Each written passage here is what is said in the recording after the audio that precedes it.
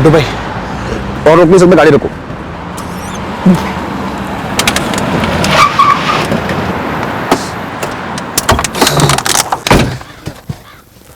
गुड्डू भैया, ये अचानक क्या हो गया विवेक भैया को?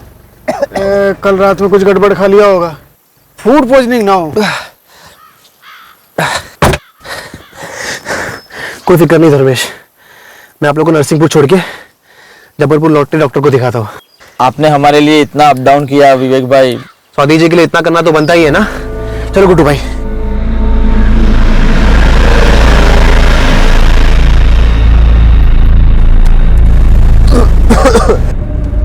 विवेक भैया, अगर आपको ठीक नहीं लग रहा है तो आप उल्टी कर लीजिए ना, ऐसा रोकना अच्छी बात नहीं है।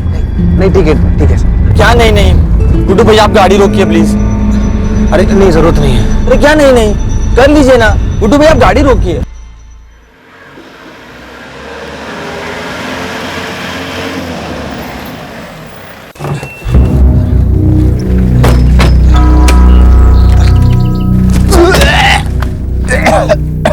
अरे विवेक भाई, तबीयत तो कुछ ज्यादा ही खराब हो रखी है आपकी। क्या बेड़ा घाट पे किसी डॉक्टर को दिखा दे क्या?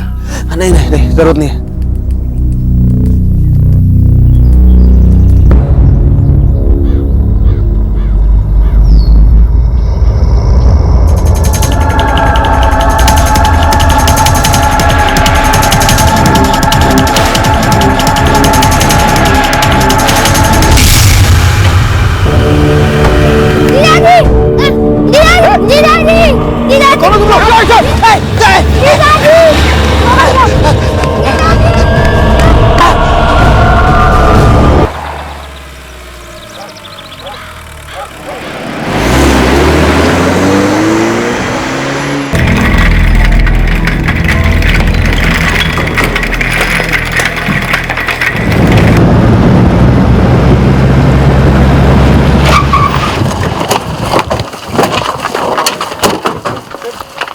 हाँ बिल्कुल, इधर ही गाड़ी खड़ी की थी साहब हम लोगों ने। साहब ये देखिए, ये खून भी पड़ा हुआ है साहब। सर फिर वो बाइक पे हेलमेट पहने दो लोग वहां से आए सर, वहां से वहां आए, वहां से हर्ष को उठाया और हर्ष को उठा के सर उस तरफ भागे सर। उस तरफ? जी। मंजू तुम यहाँ संभालो, मैं आगे जाता हूँ बच्चे को ढूंढने। हाँ। धर्मेश भाई उनके पीछे। हाँ। और मैं बस यही मैं खुद यहीं पर खड़ा हुआ था। हर्ष गाड़ी में अकेला कैसे था? मैडम वही तो मैं बता रहा हूँ ना, वो क्या है विवेक भाई की ना तबीयत हो रही थी खराब, उन्हें उल्टी हो रही थी बार बार। तो धर्मेश भाई ने मेरे को गाड़ी रोकने को बोला। विवेक भाई गाड़ी से उतरे, वहाँ पेड़ के पास गए उल्टी करने के लिए। फिर धर्मेश भाई पीछे उतरे पानी लेके उनको संभालने के लिए। अब मैं थोड़ा हाथ पे ढीले करने के लिए मैं यहीं तक ही पहुंचा था, ये देखा अचानक पीछे बाइक से दो लोग आए। बाइक का नंबर नोट किया? मैडम होश किसे था?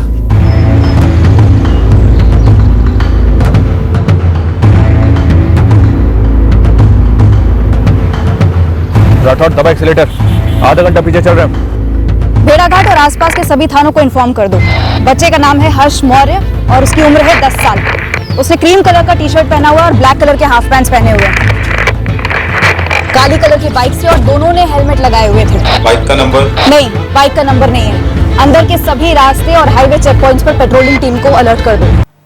प्रीति भाभी आप बस निकलो, धर्मेश की हालत अच्छी नहीं है। लेकिन विवेक भैया हुआ क्या है, कुछ तो बताओ। हम जबलपुर से आ रहे थे तब दो लोग हर्ष को उठा ले गए। क्या? कौन थे वो लोग? वो तो मुझे मालूम नहीं प्रीति भाभी, पर धर्मेश को उन्होंने छुरा मार दिया। हे भगवान, लेकिन ये कैसे हुआ? किसने किया ये सब? कुछ तो बताओ विवेक भैया। प्रीति भाभी धर्मेश अभी ऑपरेशन थिएटर में है, आप जल्द से जल्द बेड़ाघाट वाले सिविल हॉस्पिटल में आ जाओ। मैं मोहन जी को भी फोन लगाता हूँ।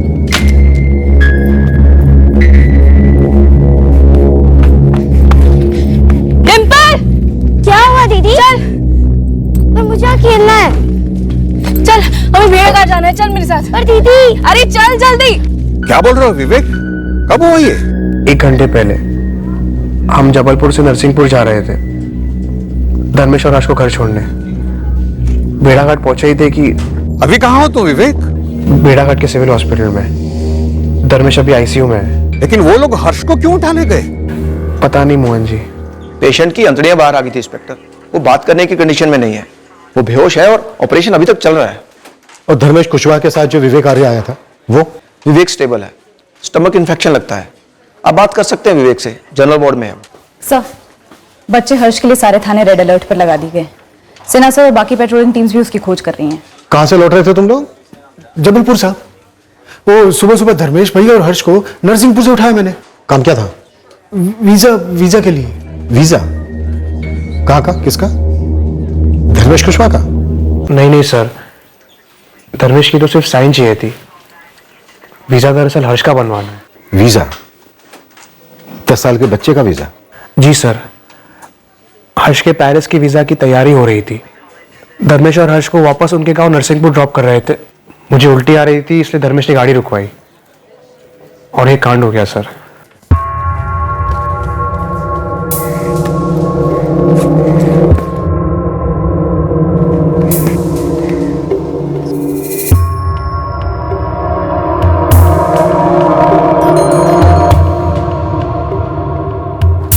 क्या खबर है सिला? सर मैं बेड़ा घाट और उसके आसपास के सारे साइड रोड से स्कैन कर रहा हूँ। पेट्रोलिंग की 3 टीम भी फैली हुई हैं। और अंदर तक घुसो सिना, मामला कुछ अजीब लग रहा है। नरसिंहपुर का एक गरीब बच्चा, वो भी सिर्फ 10 साल का, पेरिस भेजने की तैयारी हो रही थी उसे। पेरिस? जबलपुर उसका वीजा कराने गए थे लोग। मेरी समझ में ये नहीं आ रहा है कि इस बच्चे हर्ष को क्यों उठाया किसी ने।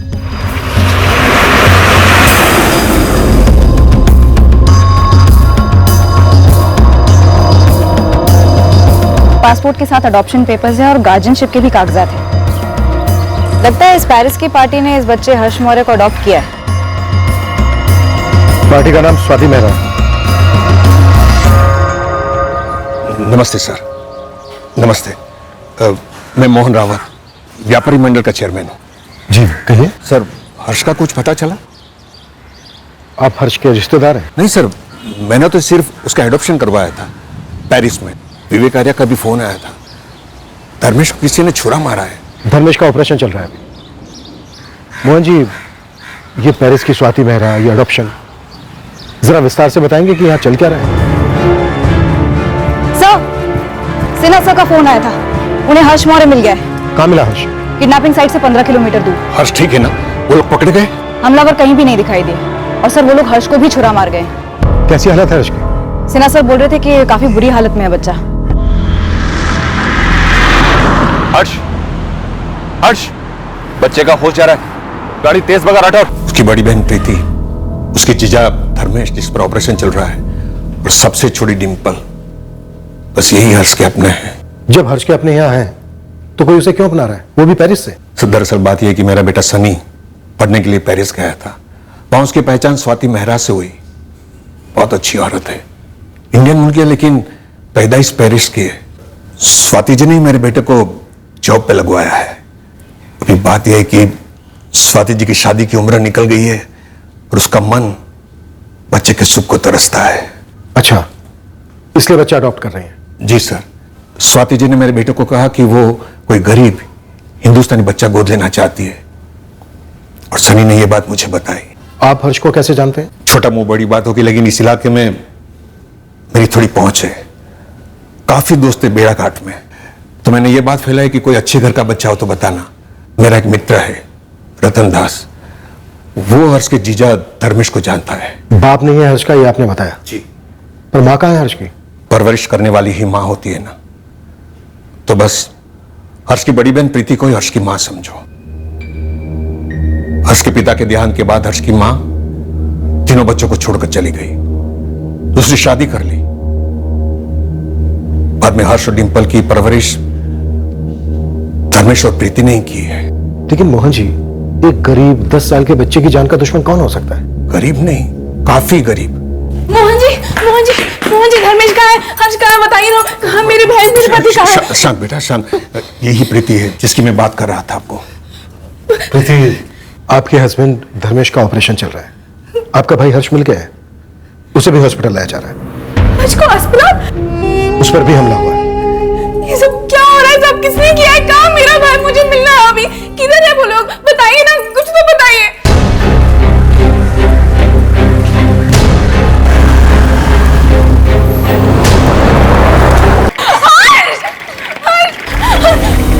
इसको क्यों मारा?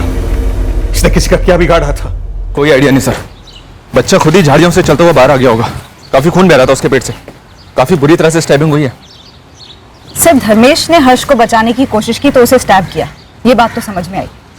लेकिन बच्चे को किडनैप करके 2 घंटे बाद 15 किलोमीटर दूर ले जाकर स्टैब करके झाड़ियों में फेंक दिया, ये बात कुछ खटक रही है सर। जरूर कुछ गड़बड़ है, लेकिन अभी हमारे पास सारी डिटेल्स भी तो नहीं है। सबसे पहले जितनी पेट्रोलिंग टीम्स है, जितनी भी, सबको लगा दो बाइक पर आए इन 2 लोगों के पीछे। सर सुना है धर्मेश की अंतड़ियां बाहर थी, बच्चे की भी थी। सर इस तरह की स्टैबिंग सिर्फ पेशेवर हत्यारे ही कर सकते हैं। 10 साल के गरीब बच्चे की सुपारी। सर हर्ष पेरिस जा रहा था।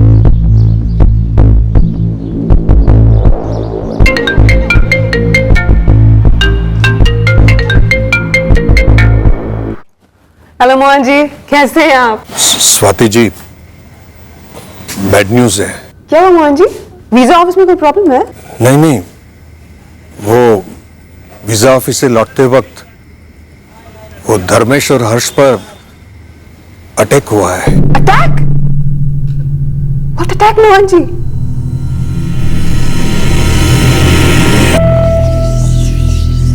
हाँ हाँ पापा, हर्ष की कंडीशन कैसी है अब?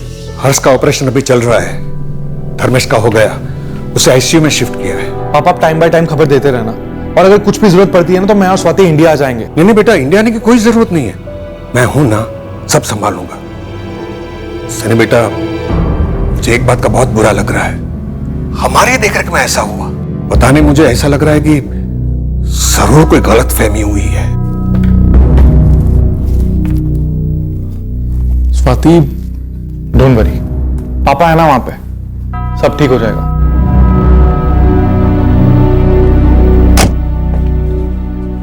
हर्ष का ऑपरेशन अभी भी चल रहा है, टाइम लगेगा। पर हम देख तो सकते हैं ना? सॉरी, आप ऑपरेशन थिएटर में नहीं जा सकते। आप प्लीज बैठिए। डॉक्टर,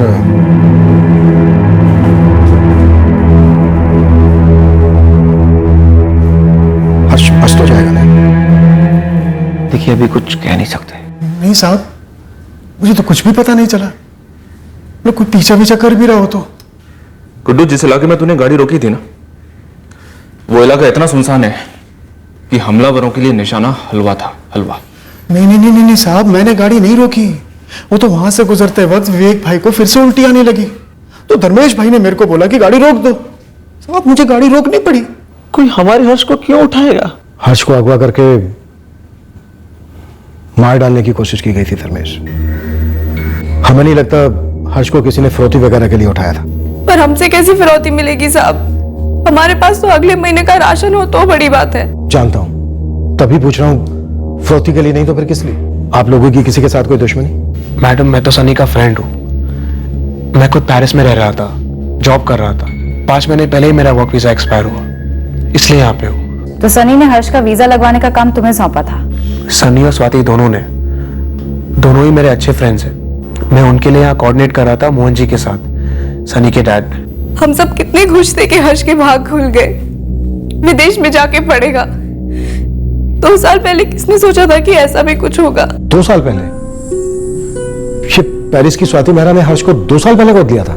हाँ साहब, 2 साल तो हो गए, और इन 2 सालों में हम वीजा के लिए कितनी सारी बार जबलपुर आए गए, कभी ऐसा कुछ नहीं हुआ। पता नहीं कल ही क्यों पहली बार ये सब। नहीं गुड्डू, जब तक इस केस पर मैं पूरी तरह से पकड़ नहीं मिल जाती, तुम कहीं नहीं जा सकते। साहब, जबलपुर में मेरा घर परिवार है, मैं रोज कमा कर जाता हूं तो घर पर रोटी बनती। नौकरी पर नहीं गया तो सेठ मेरा पैसे काट लेगा। तेरे सेठ से हम बात कर लेंगे, तू अपने घर वालों से बात कर ले, पर तू रहेगा यहीं। मंजू, सारे documents, adoption paper, visa related documents, सबको एक बार डिटेल स्टडी करो। ठीक है सर। सिन्हा, एक गरीब घर के बच्चे हर्ष को पेरिस की स्वाति मेहरा ने कानूनी तौर पर गोद लिया, लेकिन हर्ष 2 साल से उसके पास पेरिस नहीं गया, लेकिन कानूनी तौर पर वो उसकी मां है।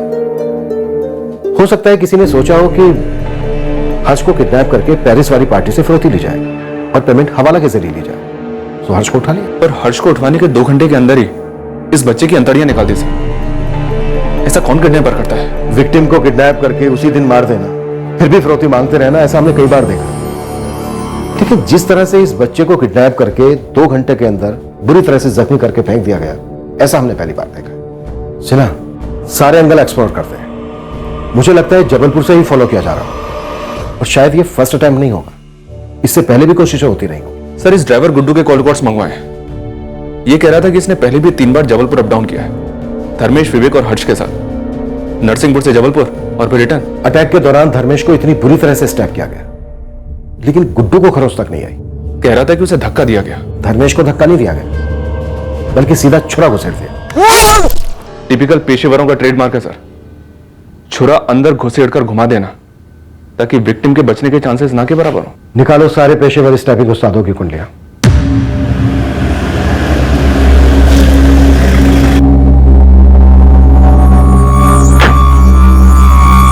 पंद्रह दिन में वीजा लगाकर हर्ष को पेरिस जाना था। स्वाति जी ने वहां स्कूल में बात भी करके रखी है। हर्ष का पासपोर्ट 1.5 साल पहले बना। जी, मैंने बहुत भागादौड़ी करके हर्ष का पासपोर्ट बनवाया था। हर्ष की बहन प्रीति बता रही थी कि अडॉप्शन 2 साल पहले हो गया था। 2 साल पहले तो बात शुरू हुई थी, 6-7 महीने तो कागज पत्री बनाने में ही चले गए। बहन प्रीति, जीजा धर्मेश हर्ष की परवरिश कर रहे थे इतने सालों से, फिर वो हर्ष को किसी और को देने के लिए तैयार कैसे हो गए? एक तो 10 साल के बच्चे को समझाना, दूसरा खुद दिल पर पत्थर रखना, कैसे हुआ ये? गरीबी से भारी पत्थर है कोई साहब? ममता इतनी हल्की भी तो नहीं होती ना मोहन जी। गुड्डू ड्राइवर बता रहा था कि हर्ष की माँ माधुरी बगल वाले गांव में रहती है। हाँ, रहती है ना मैडम, माधुरी जादव नाम है, दमोह में रहती है अपने दूसरे पति राजकुमार के साथ।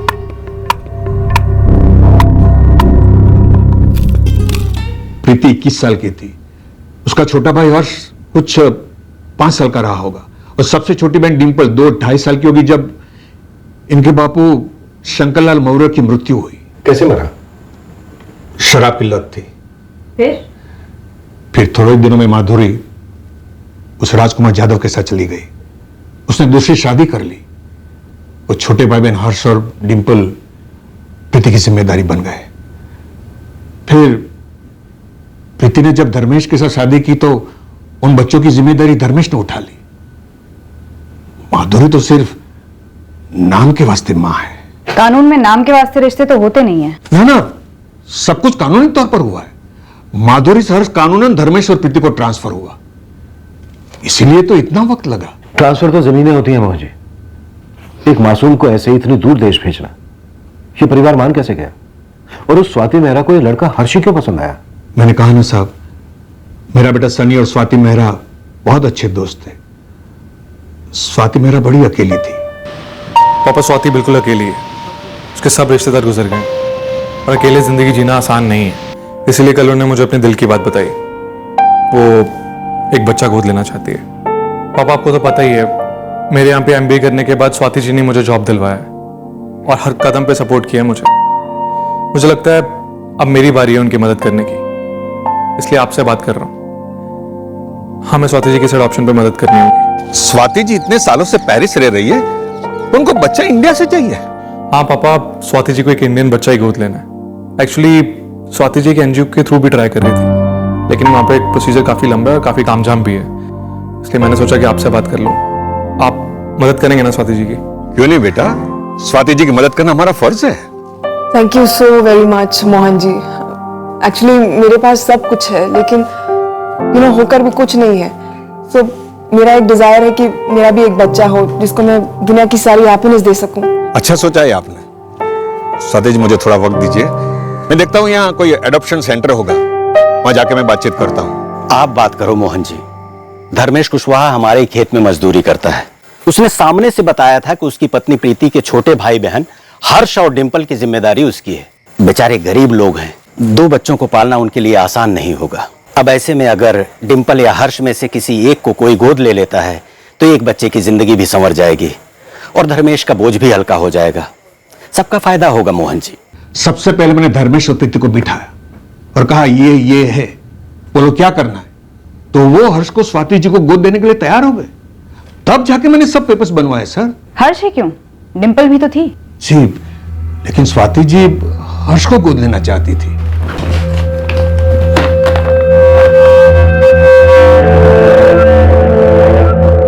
मोहन जी, हर्ष की मां माधुरी जाधव की कानूनी रजामंदी भी लगी होगी। लगी थी ना साहब, तहसील ऑफिस ने साफ बता दिया था कि धर्मेश और प्रीति की रजामंदी तब जायज होगी जब इस बात का सबूत होगा कि हर्ष की मां माधुरी हर्ष को छोड़कर चली गई है और उसने दूसरी शादी कर ली है और धर्मेश और प्रीति कानूनन बालक है। सर, तब जाकर तो मैंने सारे पेपर्स बनवाए थे। सबसे पहले माधुरी और उसके दूसरे पति राजकुमार, इन दोनों की शादी का रजिस्ट्रेशन करवाना पड़ा। उसके बाद एनओसी लेनी पड़ी माधुरी से कि धर्मेश और प्रीति अब हर्ष के कानूनी पालक होंगे। माँ बाप की तरफ फैसले देंगे हर्ष के। ये कानूनी पालक बनाने का भी पूरा तामझाम किया तहसील ऑफिस में। धर्मेश और प्रीति हर्ष के कानूनी पालक हो गए। फिर सितंबर 2015 में स्वाति जी पेरिस से यहां आई हर्ष को मिलने के लिए और सारी फॉर्मेलिटीज पूरी करने के लिए, ताकि वो हर्ष को गोद ले सके।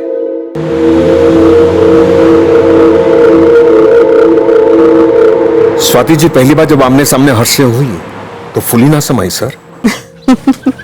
You are shy, हाँ? शर्मा रहे हो, हाँ? Such a sweet boy, हाँ?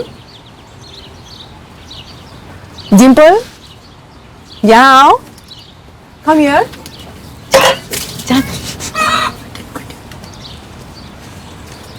ये है चॉकलेट. पसंद है ना? हाँ? और ये ड्रेस. इधर बैठो.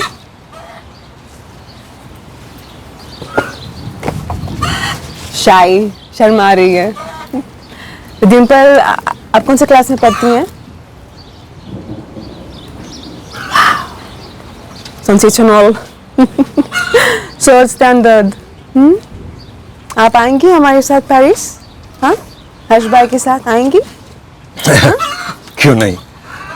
हर्ष सेटल होने के बाद अपनी बहन को भी बुला लेगा, है ना हर्ष? स्वाति जी, मेरे लिए इससे बड़ी और खुशी की बात क्या हो सकती है कि मेरा भाई विदेश में जाके पढ़ेगा. जिंदगी में कुछ बड़ा बनेगा मेरा छोटा भाई. बड़ी बहन तो सिर्फ नाम के वास्ते है स्वाति जी. प्रीति असल में इन दोनों बच्चों की माँ ही है. माँ तो आप हमेशा रहेंगी प्रीति, लेकिन अब हर्ष की दो मम्मी होंगी. एक आप और एक मैं. सच में आप लोगों का दिल बहुत बड़ा है. आप लोगों ने मेरी जिंदगी का एक बहुत बड़ा खालीपन दूर किया है और मैं पूरी लाइफ थैंकफुल रहूंगी. सच में शुक्रिया. फिर भागा दौड़ी करके मैंने हर्ष का पासपोर्ट बनवाया. पेरिस का वीजा लगने वाला था कि देखो किसी की नजर लग गई. आपकी नजर में कौन हो सकता है जिसे इस अडॉप्शन से आपत्ति थी? किसी को नहीं. 2 साल पहले तो सारा कुछ हो गया था. 1 महीने के अंदर पेरिस की फ्लाइट पकड़ने वाला था हर्ष. पर मोहन जी, कोई तो जरूर चाहता था कि हर्ष वो फ्लाइट कभी ना ले. सर, मैं मानने को तैयार ही नहीं हूं कि कोई हर्ष को रोकना चाहता था. ऐसा करके किसी को क्या मिलता? पर रोका तो गया है. इसका मतलब किसी को कुछ तो मिला है या फिर मिलने वाला है.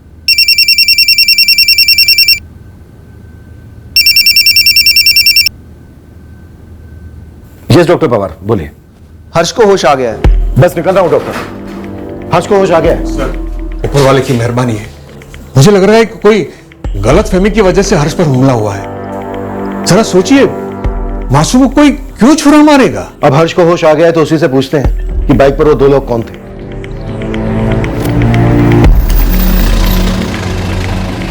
सलाम साहब. सलाम. बोल नीलेश, क्या खबर है मेरे लिए? क्या नहीं है ये बता सकता हूँ. अपने इलाके के किसी भी अंडरग्राउंड किडनैपिंग गैंग का हाथ नहीं है इसमें. एकदम अंदर तक घुसा हूं मैं साहब. गलत गली में घुस गया तू नीलेश. गलत गांव घूम कर आया. हमें नहीं लगता कि बच्चे को अगवा करने की सुपारी ली गई थी. बच्चे को जान से मारने की ही सुपारी ली गई होगी. हाँ तो सुपारी पूरी की जाती ना साहब. साहब, अधूरी सुपारी तो किसी के काम की नहीं है. मैंने तो 4-6 अंडरग्राउंड सुपारी किलर से भी बात की. सब एक ही बात बोल रहे हैं कि किसी ने भी इस सुपारी के बारे में चू तक नहीं सुनी है. सुपारी लेने वाले और देने वाले कहीं बाहर के भी हो सकते हैं. नीलेश, तो एक काम कर.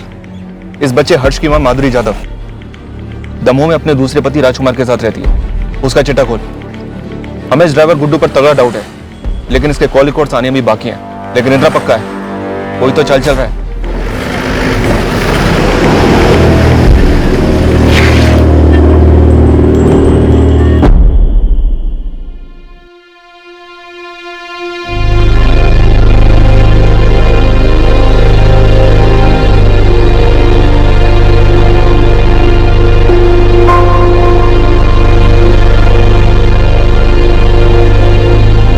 कैसे हो हर्ष बेटा?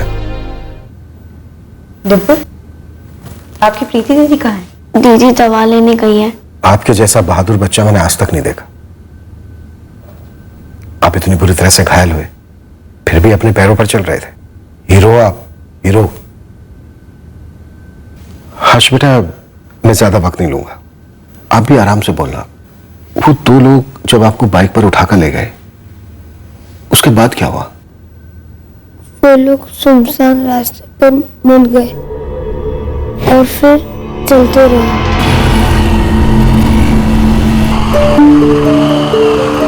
फिर जब बाइक चला रहा था उसका फोन बजा, फिर वो लोग बाइक पे भाग गए।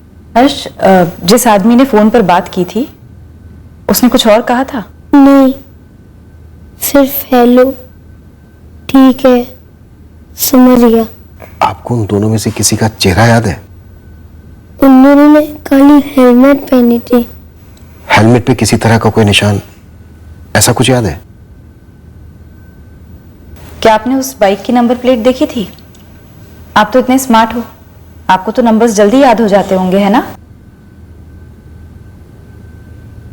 कोई बात नहीं, फिर भी हम उन्हें पकड़ लेंगे। वो लोग ने मेरे जीजा जी को भी मारा। तुम्हारे जीजा जी बिल्कुल ठीक है हर्ष, और तुम भी ठीक हो जाओगे जल्दी। आंटी,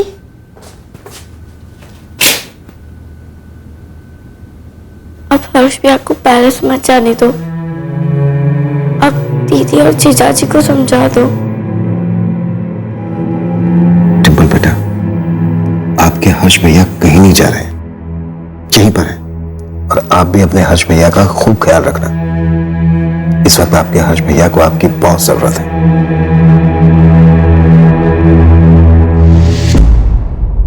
सर, शायद मोहन जी ठीक कह रहे हैं।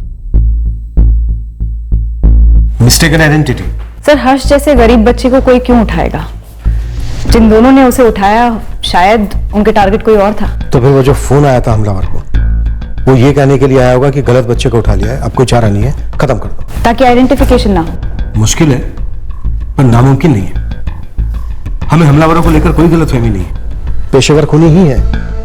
एक आदमी और उसके बेटे समान साले को अधमरी कंडीशन में पहुंचा दिया। इंस्पेक्टर, जिसका डर था मुझे वही हुआ। फिर से ऑपरेट करना पड़ेगा हर्ष और उसके जीजा धर्मेश को।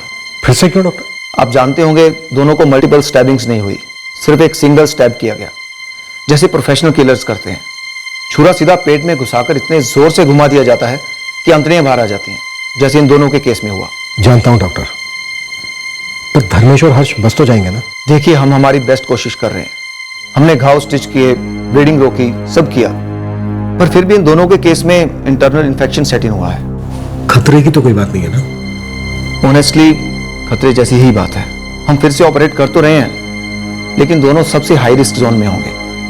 पर हमारे पास दूसरा कोई ऑप्शन भी नहीं है, चांस लेना ही पड़ेगा। 10 साल के बच्चे को कोई अडल्ट समझ के तो अगवा करेगा नहीं।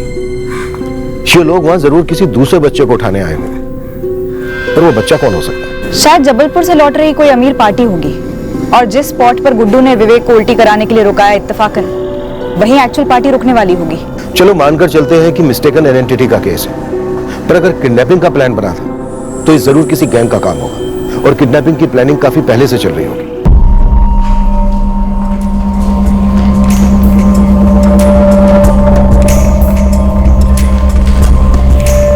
सिना, बेड़ाघाट, जबलपुर और आसपास के इलाकों में जितने भी किडनैपिंग के आरोपी हैं, जितने भी पुराने गैंग्स हैं, सबकी हिस्ट्री खोद निकालो। अभी लग जाता हूं काम पर।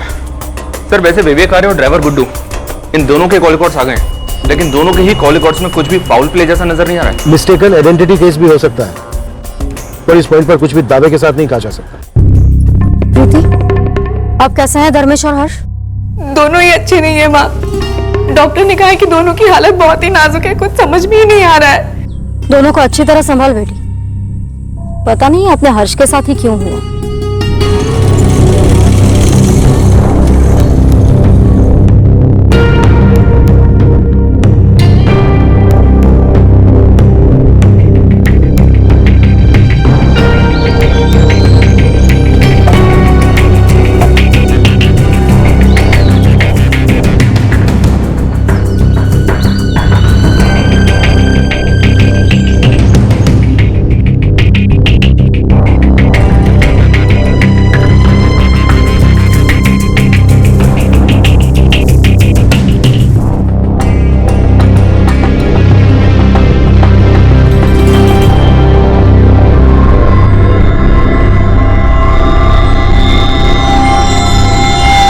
2 महीने पहले ही बेल पर छूटा हूं, आराम ही चल रहा है, कोई काम लिया ही नहीं हाथ में। ठीक है प्रदीप, मैं मानता हूं तेरी बात। 7 साल अंदर होने के बाद कम से कम 2 महीने का आराम तो बनता ही है, लेकिन आराम के वक्त भी तेरे कान, आंख, नाक सब काम कर रहे थे ना। ऐसा हो ही नहीं सकता कि तूने किसी बच्चे की किडनैपिंग के प्लान के बारे में कुछ सुना ही ना हो। साहब आप जानते हैं, मैंने भी कई किडनैपिंग की है, आपने भी बड़े बड़े किडनैपर्स को पकड़ा है। ऐसे काम में एक टीम बनती है। किसी भी गिरोह में 2 ग्रुप होते हैं, एक टीम उठाती है, दूसरी स्टैंड बाय पे होती है। शायद थी, पर सामने नहीं आई। होगी जरूर। तो दोनों बंदे क्या करते हैं, ऐसे एक आदमी का पेट खोलते हैं, फिर क्या करते हैं, बच्चे का पेट खोल देते हैं। देखा आपने कैसे खोला है पेट? ये किसी किडनैपर का काम नहीं है सर, कोई किडनैपर ऐसा नहीं करेगा, ये किसी पेशेवर हत्यारे का काम है। तो किडनैपर्स पेशेवर हत्यारे भी हैं? पेशेवर हत्यारे ही हैं। किडनैपिंग का प्लान था ही नहीं, मर्डर का प्लान था। सही से नहीं हो पाया, बच गया बच्चा।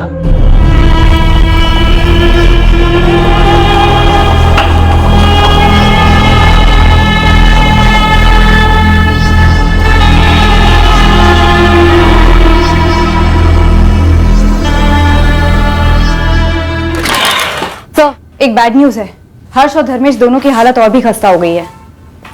इन्फेक्शन फैल गया? बहुत जल्दी और बहुत बुरी तरह से।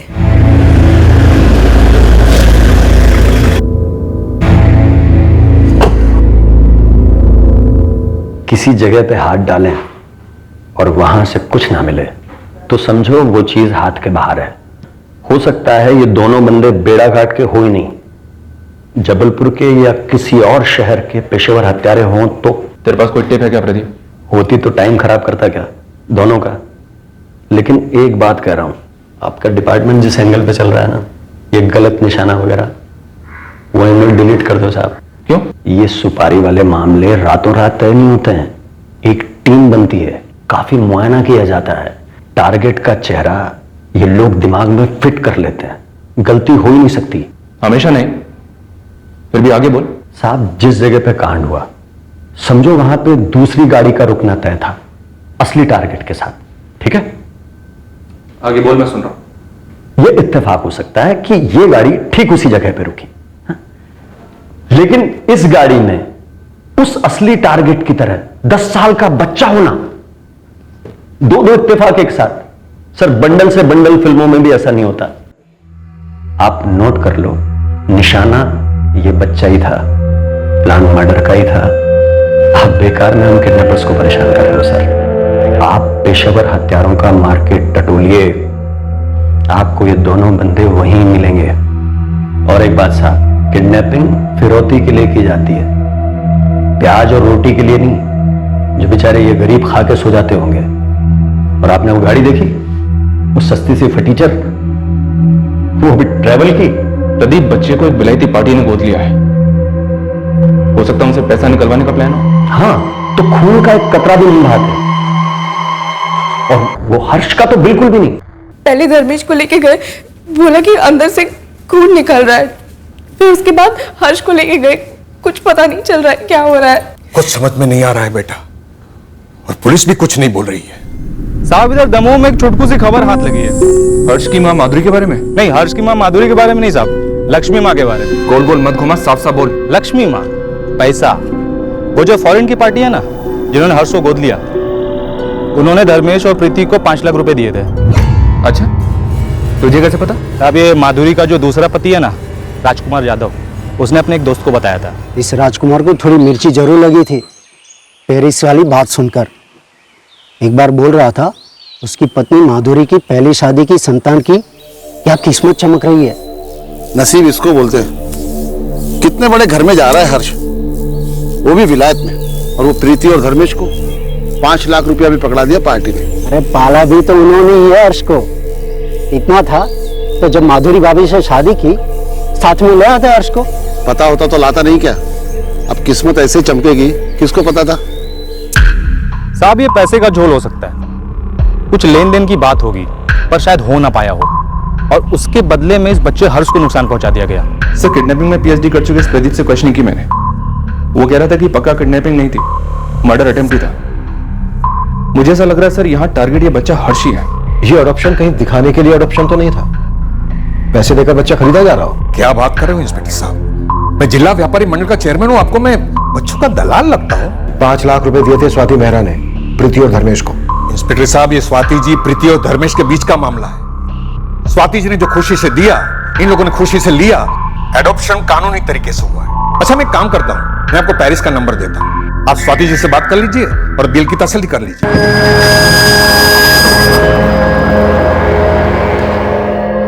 That is correct, officer. मैंने धर्मेश कुशवाहा को 5 लाख रुपए दिए थे जब हर्ष के अडॉप्शन पेपर्स अप्रूव हुए थे। पूरी डील कितने में हुई स्वाति जी? पहले इंस्टॉलमेंट के बाद और कितने इंस्टॉलमेंट्स दिए आपने? डील इंस्टॉलमेंट क्या बात कर रहे हैं इंस्पेक्टर? 5 लाख किस लिए थे फिर? क्योंकि हर्ष के अडॉप्शन के बाद उसकी अपब्रिंगिंग की रिस्पॉन्सिबिलिटी मेरी है, इसलिए उसके टेक केयर के लिए मैंने उसके सिस्टर प्रीति और जीजा को 5 लाख रुपए दिए थे और क्लियरली ये बोला था कि वो ये मनी डिम्पल के लिए भी यूज कर सकते हैं। And you accuse me that I bought my Harsh. Swati ji, 3 सवाल हैं आपसे जिनके मुझे जवाब चाहिए। प्रीति और धर्मेश ने कभी और पैसे मांगे आपसे?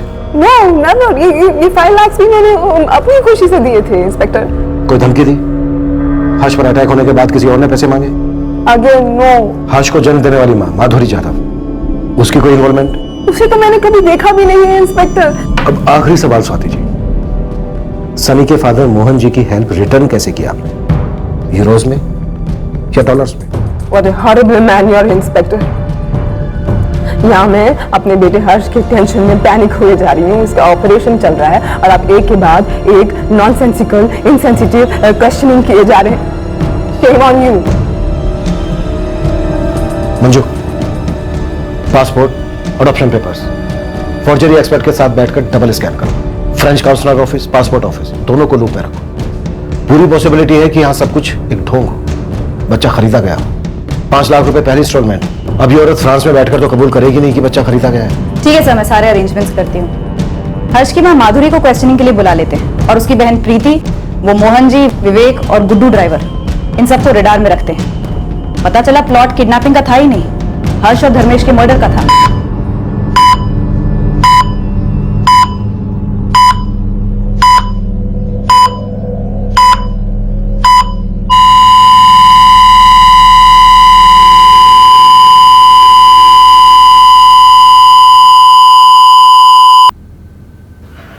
डॉक्टर,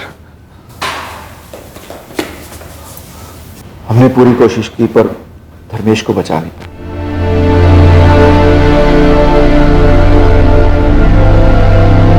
और हर्ष, उसका दूसरे थिएटर में ऑपरेशन चल रहा है।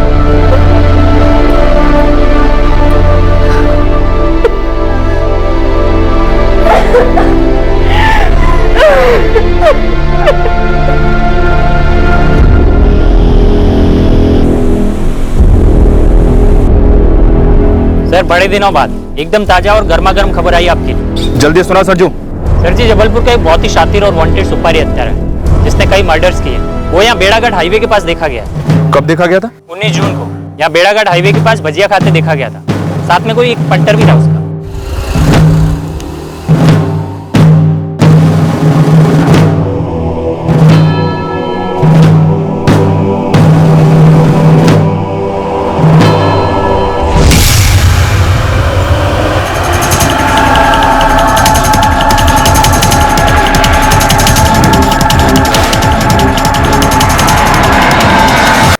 आपने भी नाम सुना होगा साहब, ललित सिंह। हाँ सुना है, पर वो दूसरा कौन था? उसका कुछ नाम मालूम नहीं है साहब। बस यहाँ किसी पंटर ने भजिया वाले को बताया कि ये ललित सिंह है, सुपारी किलर, और ये भजिया वाला अपना खबरी है साहब। सर, 6 अटेम्प्ट टू मर्डर के चार्जेस, 3 मर्डर के चार्जेस और 3 केसेस में ट्रायल चल रहा है। और पिछले 2 महीने से ये ललित सिंह बेल पर है। ललित सिंह गलत टारगेट को तो नहीं मार सकता, मिस्टेकन आइडेंटिटी एंगल को कोल्ड स्टोरेज में डाल सकता है। बिल्कुल सर, लेकिन सर अब सवाल ये उठता है, क्या सिर्फ हर्ष टारगेट था या धर्मेश भी टारगेट था, या ये धर्मेश सिर्फ ऐसे ही बीच में आ गया और कोलेटरल डैमेज था? पता चलेगा, पहले ये तो पता चले कि इस नन्ही सी जान से किसे इतनी वैर थी और क्यों।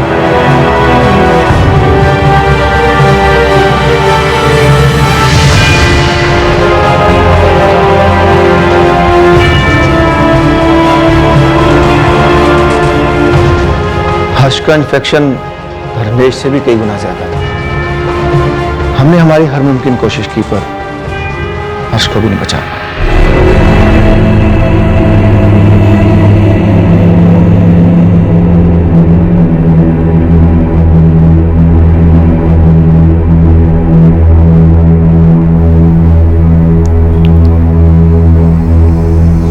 प्रीति, बेटा, हर्ष भी नहीं रहा।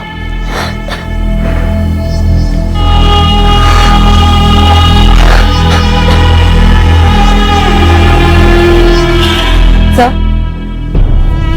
धर्मेश के बाद हर्ष भी ऑपरेशन टेबल पर चल बसा। डॉक्टर कह रहे थे कि इन्फेक्शन हद से ज्यादा बढ़ गया था।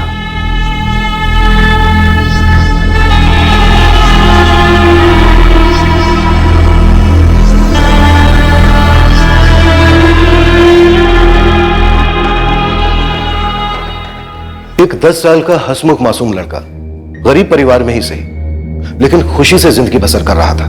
फिर ये ऐसा क्या भयंकर रैकेट था जिसमें बच्चे की हत्या कर दी गई। इस केस की इन्वेस्टिगेशन एक के बाद एक शॉक्स देती गई।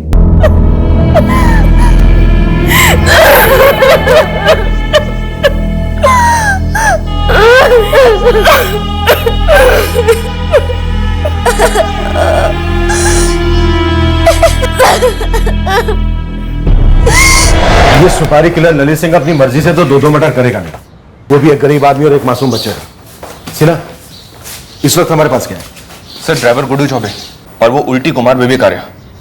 सर, इस विवेक को उठवाकर उल्टी करवाते हैं। डेफिनेटली सिग्नल दिया गया होगा अटैक करने से पहले ललित सिंह को। स्पॉट भी तय होगा कि कहां रुकना है और अटैक के लिए कौन सी जगह से। सर, हर्ष की असली मां माधुरी और उसके पति राजकुमार को भी रूल आउट नहीं करना चाहिए। और मोहन जी और शायद उनके बेटे सनी को भी, जो पेरिस में बैठा है। ये बच्चा हर्ष अपनी जिंदगी में खुश था, इसी का अडॉप्शन हुआ और इस तरह से मारा गया। ये प्लान चाइल्ड ट्रैफिकिंग माफिया का भी हो सकता है, पर जो भी है, हमें मास्टरमाइंड और किलर दोनों को खुद निकालना है।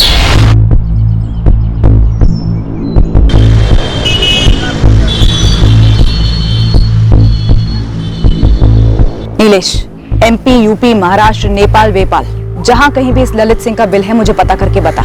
मैडम, ये ललित सिंह खाली पेशेवर हत्यारा नहीं है, खानदानी भी। इसका बाप प्रमोद सिंह अपने जमाने का बहुत नामचीन हिस्ट्री शीटर था। ये जबलपुर में रहती है इसकी पूरी फैमिली।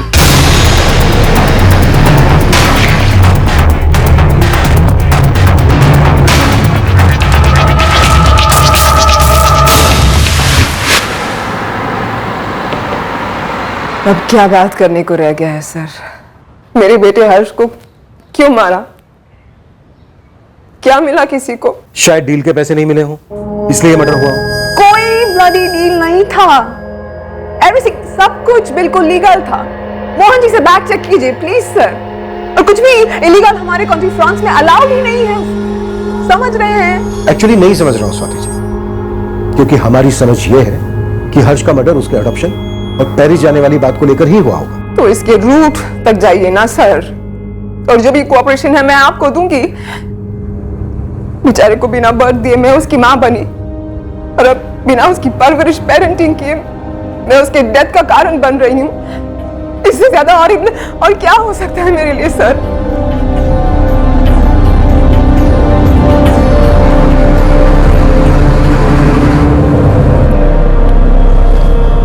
स्ट्रेस मत लो स्वाति, पापा हैं वहां पे, सब संभाल लेंगे।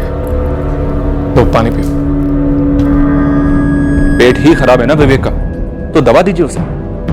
जवाब तो उसे मुंह से ही देना है। विवेक भैया से क्या सवाल करने हैं आपको? वो तो बस स्वाति मेहरा की हेल्प कर रहे थे हर्ष के वीजा के लिए। वीजा तो कटा है उस बच्चे का और उसके जीजा का भी। पर सर, परवर कुछ नहीं। अब आप लोग रास्ता छोड़ेंगे या हम शराफत छोड़ दें? ये तपन है ना, अगर इसे एक बार मैंने तेरे ऊपर छोड़ दिया ना, फिर मैं इसे खुद भी रोकूंगा तो ये रोकेगा नहीं।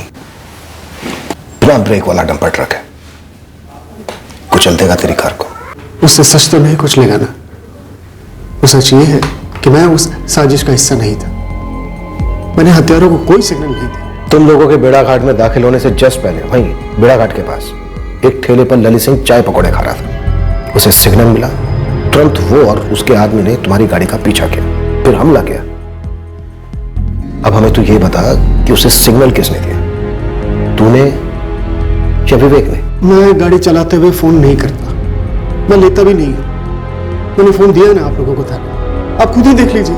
मैंने किसी से भी बात की हो तो फिर किसने फोन किया? विवेक ने या धर्मेश ने? मेरी नजर और ध्यान दोनों सड़क पर होते हैं। अरे कोई फोन करे ना करे किसको पड़ी रहती है? ऊपर से विवेक भाई की उल्टियां चल रही थी, सो अलग।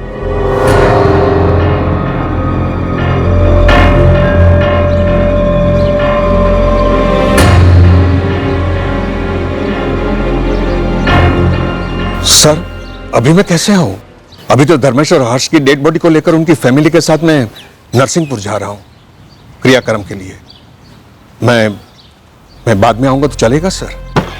चलेगा मोहन जी, लेकिन आना है आपको, इतना याद रखिए। आप कैसी बातें कर रहे हैं? आपकी आवाज, आपकी बातें शक से भरी हुई लग रही है मुझे, वो भी मुझ पर, जिसने इस बच्चे हर्ष का भला चाहा था, परिवार का भला चाहा था। तो फिर आपको शक क्यों हो रहा है कि हम आप पर शक कर रहे हैं? बस कुछ जरूरी सवालों के जवाब चाहिए थे। जल्द से जल्द आइए, वेट कर रहा हूं।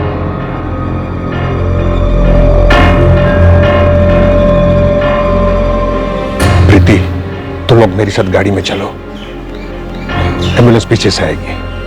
हाँ चलो, आओ बेटा। मैडम, मैंने तो ऐसी ही बात बात में लालू से कह दिया था कि हर्ष की किस्मत बहुत अच्छी है, घर वालों को 5 लाख रुपए मिले, जिसमें से आप दोनों को एक भी पैसा नहीं मिला। तो वो क्यों मिलता? जो भी किया हर्ष और डिंपल के लिए किया, प्रीति और धर्मेश ने किया, इसका एहसास था हमें। एक मिनट, कहीं आप ये तो नहीं कहना चाहते कि हमने मरवाया है मेरे हर्ष को और मेरे दामाद धर्मेश को? मेरे हर्ष, मेरे दामाद, किसी चीज पर हक जताने के पहले उसका फर्ज अदा करना जरूरी नहीं होता? हक और फर्ज ये दोनों मजबूरी के गुलाम है मैडम।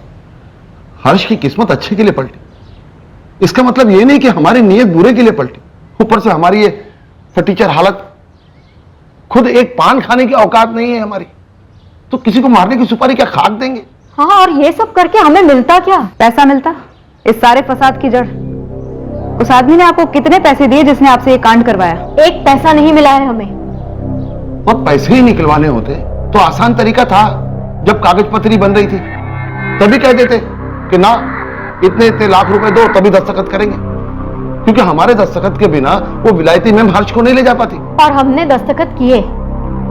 मैंने खुद अपने दोनों बच्चों को कानूनन अपनी बड़ी बेटी प्रीति को सौंप दिया ताकि मैं इनके साथ एक नई जिंदगी शुरू कर सकूं। तो कहीं प्रीति और धर्मेश ये दोनों कोई साजिश रच रहे थे? हद कर रही हैं आप मैडम। अब हम दोनों नहीं तो वो दोनों। तो फिर कौन? कोई है तो जरूर। हमको नहीं मालूम मैडम, इसके बाद का सारा व्यवहार विलायती मैम स्वाति से प्रीति और धर्मेश ने किया था। हम तो मोहन जी को भी नहीं जानते, वो प्रीति और धर्मेश ही लेके आए थे उनको। सर, क्वेश्चनिंग के वक्त ना तो माधुरी और ना ही उसका पति राजकुमार हड़बड़ाए हुए थे। मैंने तहसील ऑफिस में पता किया तो कागजात बाकायदा बनाए हुए हैं, कोई झोल नहीं है। और ये मोहन जी, इनकी पूरे बेड़ाघाट में काफी इज्जत है। तो फिर झोल का है? इस बच्चे और इसके जीजा को टारगेट क्यों बनाया गया? सर, एक जगह हो सकती है। सर ये देखिए, जून 2015 से अगस्त 2015 तक अडॉप्शन के लीगल पेपर्स बने ताकि उसमें कोई रोक ना आए। फिर सितंबर 2015 में स्वाति मेहरा पेरिस से यहाँ बेड़ाघाट आती है बाकी की फॉर्मेलिटीज पूरी करने के लिए। अब बनता है हर्ष का पासपोर्ट फरवरी 2016 में, यानी पूरे 6 महीने बाद। सर, आज के टाइम में पासपोर्ट तो यूं बनते हैं और उसके वीजा का काम तो अभी तक यानी कि जून 2017 तक चल ही रहा था, जबकि ड्राइवर गुड्डू ने बताया कि वो लोग वीजा के सिलसिले में कम से कम 3 बार जबलपुर अप डाउन कर चुके हैं। सर, वीजा के लिए इतना टाइम किस लिए? क्या रुकावट हो सकती है? पॉइंट मंजू, मुझे लगता है कोई गेम खेल रहा है। एक तरफ पेरिस की स्वाति मेहरा, दूसरी तरफ हर्ष की फैमिली, शायद दोनों को भी मोहरा बना रहा हो। मुझे इस अडॉप्शन की लीगलिटी पर ही डाउट हो रहा है। मुझे लगता है इस अडॉप्शन के पर्दे के पीछे मकसद कुछ और ही है। गुड्डू की हम काफी धुलाई कर रहे हैं विवेक, और अब मुझे ऐसा लग रहा है बहुत जल्द तेरी बारी आने वाली है। किस लिए सर? मैं तो बस धर्मेश की हेल्प कर रहा था हर्ष के वीजा के लिए। लेकिन विवेक, फिर भी तेरी मदद के बावजूद 4 बार जबलपुर अप डाउन करना पड़ता है, जबकि आजकल वीजा प्रोसीजर मक्खन जितना आसान है। सर, अडॉप्शन केस है, फॉर्मेलिटीज अलग होती है। आप एक बार चेक तो कीजिए। वैसे ही फ्री फंड में मदद किस खुशी में की जा रही थी? सर, दोस्ती में, और सिर्फ दोस्ती में। सर, मैं खुद 5 महीने पहले तक पेरिस में काम कर रहा था, एक रेस्टोरेंट मैनेज कर रहा था, और सनी वहां अक्सर आया करता था। और विदेश में सर, जब एक इंडियन दूसरे इंडियन से मिलता है तो अच्छी दोस्ती हो जाती है।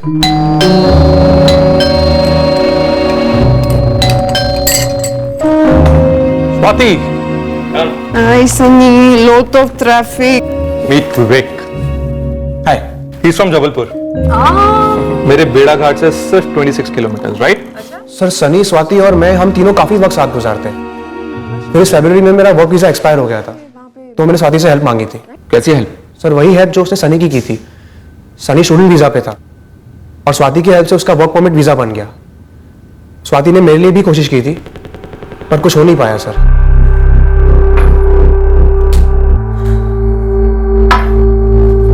आई एम सॉरी विवेक, मैंने बहुत ट्राई किया but you know. It's okay, thanks. You know ना कि हमारी कंपनी एक फाइनेंशियल कंपनी है और तुम्हारी क्वालिफिकेशन केटरिंग की है, सो कोई नहीं, इट्स ऑलराइट। और स्वाति, हम 6 महीने में पक्का कोई ना कोई जुगाड़ करके विवेक को एक जॉब ऑफर भेज सकेंगे ना? हाँ श्योर श्योर, जरूर कुछ होगा, we can try. Thanks Vivek, thanks Swati. तो तेरे सामने गाजर था, वर्क परमिट। सर गाजर वाजर क्या सर? सर कोई गुनाह थोड़ी है अब्रॉड सेटल होना, हेल्प मांगना। गुनाह है 10 साल के बच्चे हर्ष का कत्ल, जिसका वीजा बनाने की रिटर्न हेल्प तू कर रहा था। सर मुझे इस मर्डर के बारे में कुछ नहीं पता, मैं तो बस मोहन जी की हेल्प कर रहा था, वो इतने बिजी आदमी है। हर्ष का पासपोर्ट तो 2016 में बन गया था ना, तो अब जाके वीजा क्यों बन रहा था उसका? सर ना मैंने हर्ष का पासपोर्ट बनाया, ना ही मैंने उसको गोद लिया है। सर आपको जो पूछना है आप उन लोगों से पूछिए ना। किन लोगों से? स्वाति से, मोहन जी से, सनी से। चल तेरा दूसरा नंबर दे। दूसरा नंबर? वही नंबर जिससे तूने ललित सिंह को कॉल किया था, अटैक करने का सिग्नल दिया था उसे। सर मैंने कोई सिग्नल विग्नल नहीं दिया। हर्ष और उसका जीजा दोनों मारे गए, लेकिन तेरे और गुड्डू के ऊपर एक खरोंच तक नहीं आई। तो सर हमारी गलती कि हम बच गए, हम साजिश का हिस्सा बन गए? सर इसमें कोई लॉजिक ही नहीं बनता है। लॉजिक बनेगा विवेक, और केस भी बनेगा, तगड़ा बनेगा, उन सब के खिलाफ जिन्होंने इस कांड में हिस्सा लिया है। ठीक है सर, आप बनाइए तगड़ा केस, अब मैं जाऊं? तू कहीं नहीं जा रहा विवेक, एक बार केस बनेगा ना तो तू काम से जाएगा। लंबा वर्क परमिट मिलेगा तुझे सेंट्रल जेल का।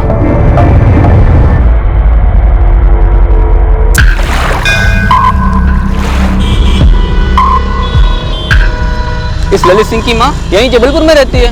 बाप कहाँ है उसका? पता नहीं, बाप तो 6 साल पहले माँ से अलग हो गया। अच्छा तू एक काम कर, तू माँ का घर दिखा दे, बाकी का क्राइम ब्रांच वाले संभाल लेंगे।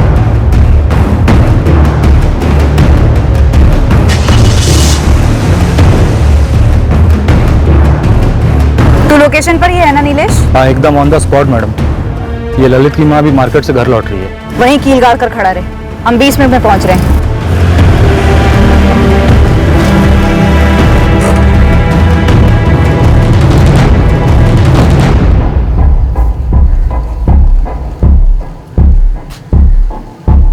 पापा की गैरेज में कम, इस वीजा शीजा के चक्कर में बहुत टाइम खोटे हुआ विवेक भैया का। फिर भी अभी तक हर्ष मौर्य की वीजा की एप्लीकेशन तक नहीं हुई है। हमने जबलपुर वीजा ऑफिस में चेक किया। मनप्रीत जी, आपका विवेक इस कांड में इन्वॉल्व है। विवेक ऐसा गैर कानूनी काम करके अपना पुलिस रिकॉर्ड क्यों बनवाएगा? उसे तो अब्रॉड में जॉब करके वहां सेटल होना है, यही उसका सपना है। वो ऐसा गलत काम क्यों करेगा साहब? गलत काम नहीं करेगा, लेकिन करवा तो सकता है ना। हमने विवेक का यहां से लेकर पेरिस तक का पूरा चिट्ठा खोला है और बहुत जल्द सारी कड़ियां मिल भी जाएंगे। बेहतर होगा कि आप लोग विवेक से बात कीजिए, उसे सरकारी गवाह बनने को समझाइए। मनप्रीत जी, यही आखिरी मौका है। 2 लोगों की बेरहमी से हत्या की गई थी, जिनमें से एक 10 साल का बच्चा था। मामला बहुत सीरियस है। हर्ष तेरे पास ही रहता तो कम से कम जिंदा तो रहता, और तेरे पास वो खुश तो था ही। माँ इस गरीबी में शायद उसे कम खुशियां दे पा रही थी, यही सोच के दिल पे पत्थर रख के मैं तैयार हुई थी हर्ष को गोद देने के लिए। हर्ष के अच्छे भविष्य के लिए सोच रहे थे मैं और धर्मेश। और धर्मेश, ये मोहन भाई कौन है? मोहन भाई बेड़ा घाट के बहुत बड़े आदमी, रतन दास जी सेठ है ना, उनके कोई दोस्त है, कल मिलने भी आने वाले हैं। कोई विलायती मैम है जो हर्ष को गोद लेना चाहती है। डिम्पल को भी? नहीं, अभी तो सिर्फ हर्ष की बात हुई है। वो विलायती मैम किसी लड़के को ही गोद लेना चाहती है। मैं क्या कहूँ उनसे? ना बोल दो, मेरा दिल नहीं मान रहा है। हमें नहीं चाहिए विलायत बिलायत का चक्कर, हर्ष को कहीं नहीं भेजना है।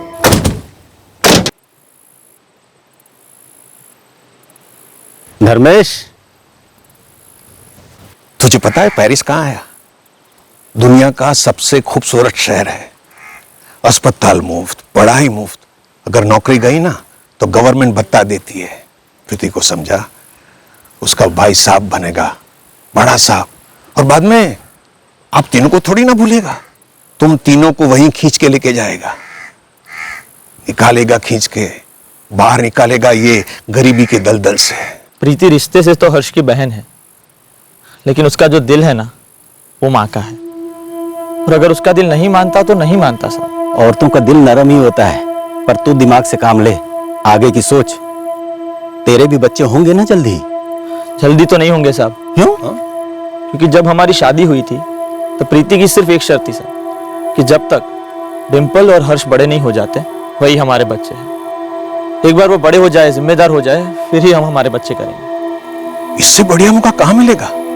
अगर हर्ष पेरिस चला गया स्वाति जी के पास तो तुम्हारी आधी जिम्मेदारी खत्म हो जाएगी। देख धर्मेश, ऐसा मौका लाखों में से एक को नहीं मिलता, और ये ठुकराने के बाद नसीब को दोष मत देना गरीबी के लिए। देख हर्ष बेटा, तेरे जीजा जी कह रहे कि प्रीति दिल से नहीं दिमाग से सोच। दिल तो बिल्कुल नहीं कर रहा है कि तुझे भेजूं, लेकिन बेटा तेरे जीजा जी सही कह रहे हैं। तू एक बार वहां पे चला गया ना पेरिस, तो तेरी पूरी जिंदगी बदल जाएगी। तुझे अच्छा पढ़ने को मिलेगा, अच्छा खाने को मिलेगा, सब अच्छा होगा तेरे लिए। मुझे तुम्हारे साथ, डिम्पल के साथ और जीजा जी के साथ रहना ज्यादा पसंद है। तो तू हमारे लिए अपनी अच्छी किस्मत छोड़ देगा? मैंने कहा ना, मैं कहीं नहीं जाऊंगा। दीदी मत भेजो ना हर्ष भैया को।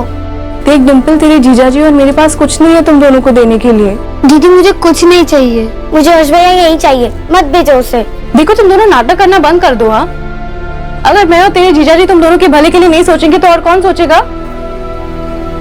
देख हर्ष बेटा, हम तीनों के लिए भी आसान नहीं है तेरे बिना जीना, लेकिन एक बार तू वहां पे चला गया ना तो तेरे लिए सब कुछ आसान हो जाएगा, और फिर तू एक दिन डिम्पल को भी अपने पास ही बुलाएगा ना, है ना? लेकिन वो तो अभी भी अपने पास ही है ना, मत भेजो उसे। डिम्पल, तू नहीं चाहती कि तेरा भाई बड़ा आदमी बने, बड़ा अफसर बने? अरे गाड़ियों में घूमेगा ये वहां पे, और फिर एक दिन तेरा भाई अपनी प्यारी सी डिम्पल को भी लेके जाएगा ना अपने साथ। क्यों हर्ष? नहीं, मैं भाई को कहीं नहीं जाने दूंगी। देख बेटा, डिम्पल छोटी है, उसे समझ में नहीं आ रहा है कि ये मौका कितना बड़ा है तेरे लिए, लेकिन बेटा तू तो समझदार है ना, तुझे पता है ना कि मैं तेरे भले के लिए बोल रही हूँ। बेटा मान लेना मेरी बात।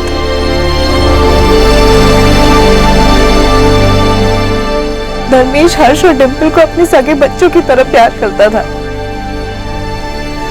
और हर्ष ने तो अभी तक ठीक से दुनिया भी नहीं देखी थी। किसी ने कैसी दुश्मनी निकाली हमसे? माँ क्या हो गया ये? तंग आ गई हूं मैं आप लोगों से। अरे ललित ने कुछ कर दिया, आ गई पुलिस मेरा खून चूसने। उसके बाप ने कुछ कर दिया, आ गई पुलिस मेरा खून चूसने। उन दोनों मुजरिमों के जुर्म के साथ मेरा कोई वास्ता नहीं है, मैं उनसे फूटी कौड़ी तक नहीं लेती हूँ। अब इसमें मेरी क्या गलती है जो मेरा बेटा और उसका बाप दोनों ऐसे निकले? अगर ललित मिला नहीं ना शालिनी जी, तो आपका जीना मुश्किल हो जाएगा। आपकी ये धमकी है ना अपने जेब में रखिए। कायदा और कानून तोड़ने वालों के साथ रह रह के थोड़ा बहुत कानून मैं भी समझने लगी हूँ।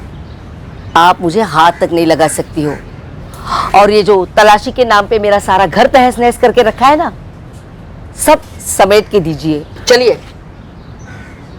आजकल हफ्तों में पासपोर्ट आ जाता है, लेकिन आपने 6 महीने लगा दिए। सर, हफ्तों में बनने वाले पासपोर्ट में सिर्फ एक माँ होती है, यहाँ 3-3 माएँ थी।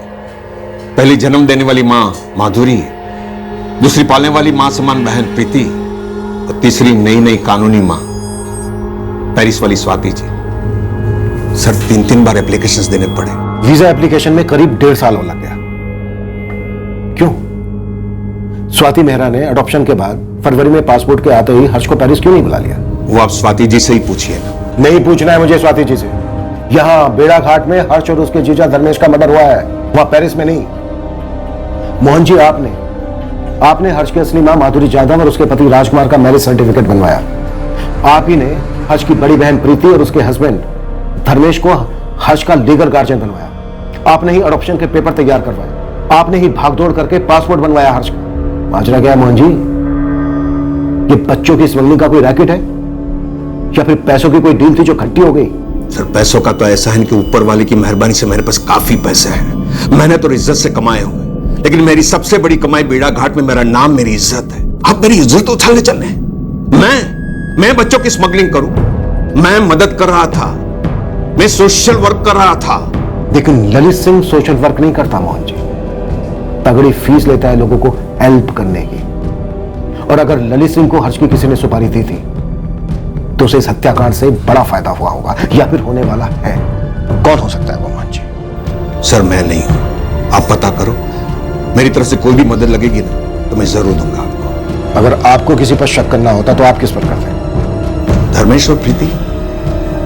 हर्ष सोने की मुर्गी बन सकता था धर्मेश और प्रीति के लिए, रिटायरमेंट का प्लान बन सकता था। अब पता नहीं ये गवारों ने क्या सोचा होगा। लेकिन धर्मेश खुद भी तो मारा गया है। और प्रीति अपने छोटे भाई हर्ष को मरवाने में साथ क्यों देगी? ऐसा भी हो सकता है कि धर्मेश ने अकेले ने प्लान बनाया हो, प्रीति को कुछ पता ही ना हो, अंधेरे में हो। और वो क्या नाम, ललित फलित, दोनों के बीच में अनबन हो। सब वो कहावत है ना, जहां 4 पैसे वहां तलवारें।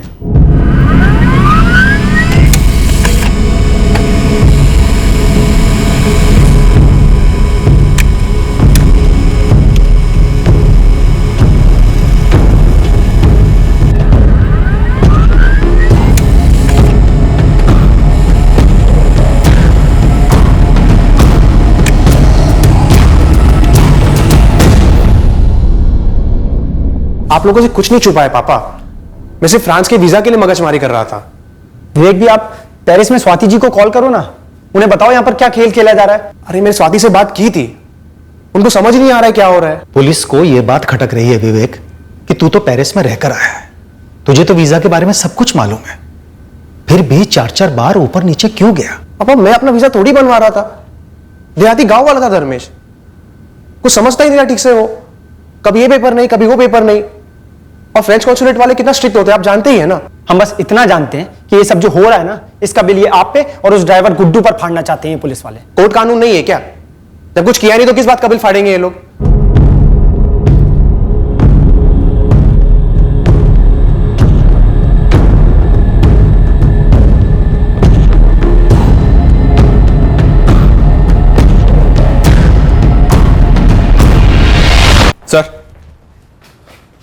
सर इस धर्मेश के कॉल कोर्स में किसी भी तरह की प्लानिंग की कोई हिंट तक नहीं है। प्रीति, माधुरी और माधुरी का पति राजकुमार, सबके फोन कॉल्स क्लीन है सर। फिर किसने की इस कांड की प्लानिंग? सर मोहन रावत के इस वाले नंबर के कॉल रिकॉर्ड्स में तो कुछ भी शक करने जैसा नहीं है। अब इनके पास कोई दूसरा नंबर है या नहीं ये फिलहाल हमें पता नहीं है। रतन दास के फोन रिकॉर्ड्स भी मंगवाए ना,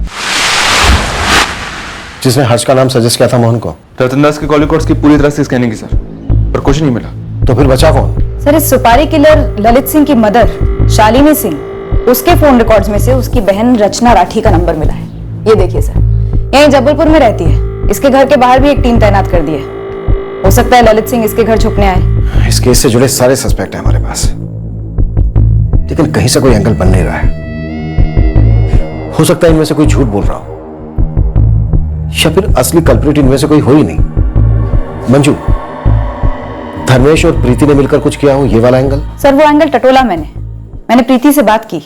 जो कागज पत्री वो लोग बोलते वो सारे धर्मेश लेके जाता था जबलपुर हर्ष के साथ, कभी इस कागजात पे दस्तखत करने, कभी उस कागज पे दस्तखत करने।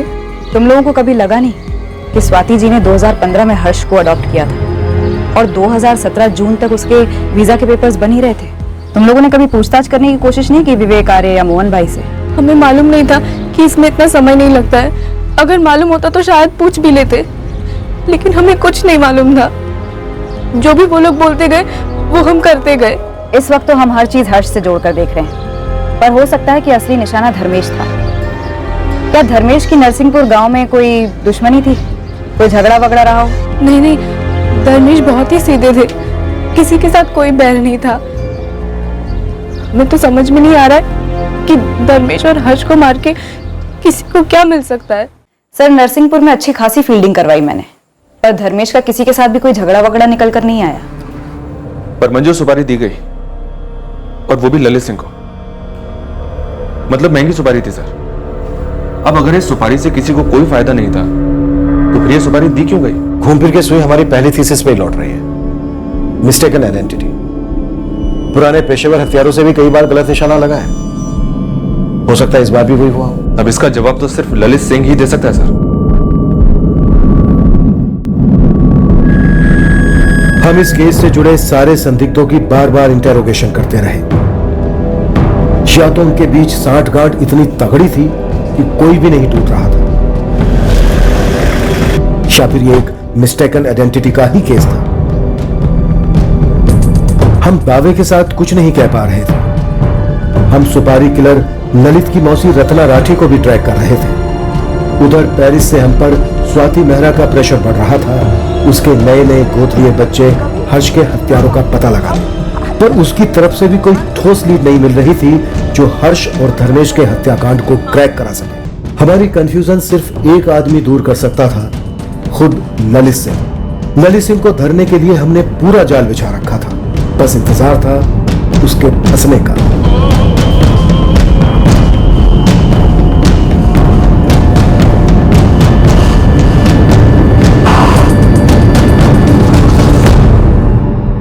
पर सुपारी किलर ललित सिंह के हाथ लगने से पहले हमें इस केस का पहला ब्रेक थ्रू मिल गया। इस खूंखार शतरंज की बिसात पर का एक मोहरा आखिरकार फिसल गया।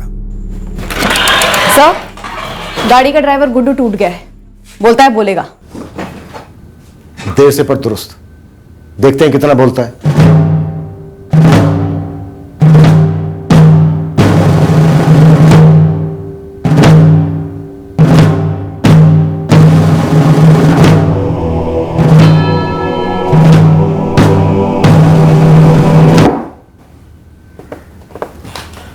गुड्डू, कौन सी चक्की का आटा खाता है तू?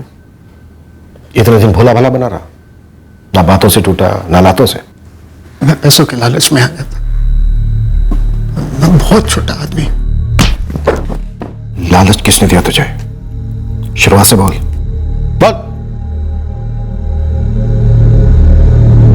साहब, वो हर्ष को मारने की 2 बार पहले भी कोशिश की। किसने कोशिश की थी? सुपारी किलर ललित सिंह ने? वो तो नहीं पता साहब, पर वही 2 लोग बाइक पर सवार थे। सब एक बार 23 मई को और एक बार 2 जून को, जब हम जबलपुर से लौट रहे थे नरसिंहपुर की तरफ हर्ष और धर्मेश भाई को छोड़ने के लिए। उसी स्पॉट पर कोशिश हुई थी? नहीं साहब, वो शाहपुरा के टर्निंग से पहले 23 मई को।